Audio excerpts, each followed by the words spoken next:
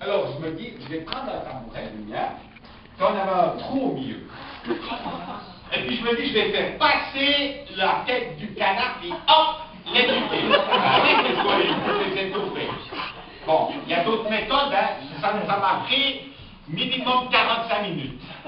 J'ai fait pincer partout, c'était l'enfer.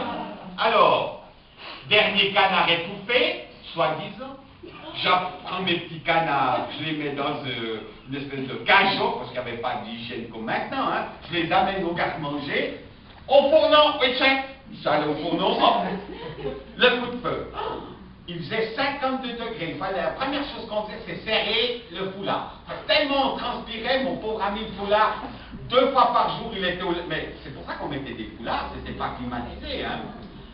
Puis tout à midi et demi, premier canard qui se réveille, deuxième canard, il commence à traverser la cuisine.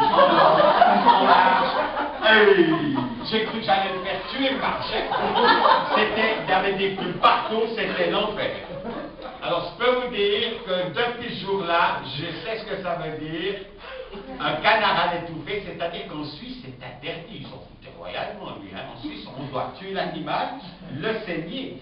Alors, si vous tuez l'animal par étouffement, on ne le saigne pas, le sang va se propager au niveau du corps, comme des pigeons, et puis ça donne des goûts très particuliers. C'est ce qu'on appelle les canards rouennais, ce qu'on appelle le canard au sang. Vous avez déjà entendu parler de ça? Oui.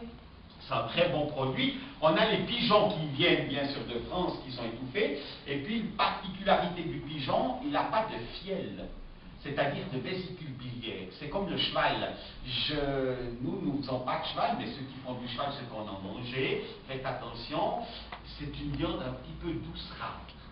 Mais c'est un bon produit. Mais moi, quand j'étais jeune, même quand on avait ma grand-mère une maison, elle était presque, mais je dirais à quelques centaines de mètres d'un monsieur en Suisse qui avait le monopole sur la viande de cheval. Parce qu'en Suisse, à l'époque, on n'osait pas vendre de la viande de cheval dans une boucherie.